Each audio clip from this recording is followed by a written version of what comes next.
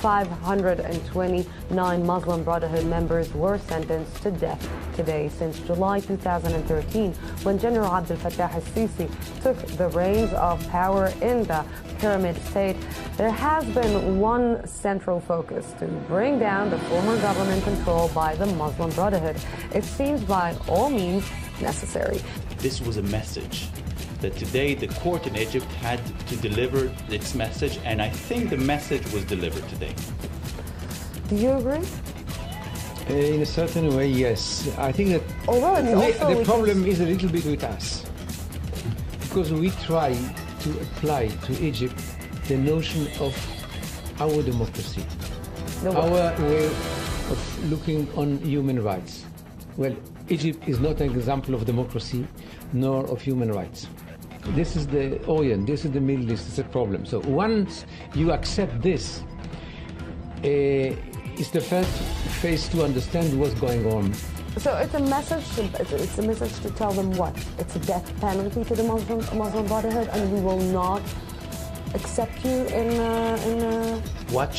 Egypt? One should notice that the atmosphere today is very supportive of General Sisi. This is the new Egypt right now. People support him. People want Egypt to go back to the days when everything was calm and easy. It's not like that right now. It's not a democracy, Iran. It's not a democracy, but listen, everybody's talking about the verdict today. Nobody's discussing why. I mean, why? What happened? What did more than 500 people do so that deserve this punishment? The answer is, I saw what they do. I saw the pictures. It was a massacre. I mean, they took over a police station in Al Munia, and they massacred everything that was there inside of this police station.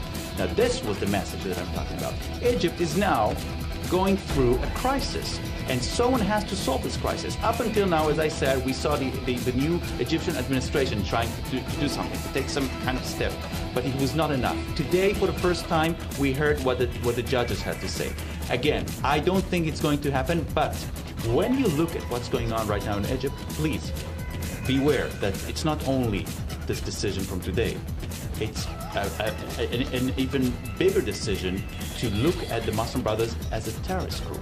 This is the major step that was taken in Egypt in the last year.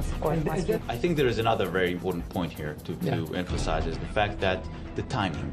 It happens before the elections for the presidency of Egypt. It happened before General Sisi became the president of Egypt. It is very crucial.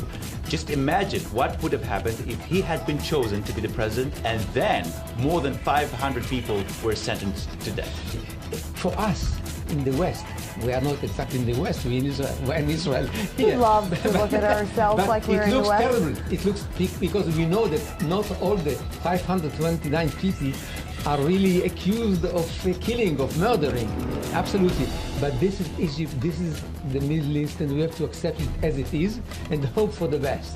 As Ambassador Mazel said, you cannot look at Egypt through the glasses or through the lenses of the West. Do not do that. You don't know how to run this country. So let the Egyptians run their own lives. Now, if they think that the only way to treat terrorism, and this is what they're treating right now, this is what they're dealing with right now, terrorism, if the only way is violence or violent measures, let them do that. There's no other solution. They are facing a difficult problem.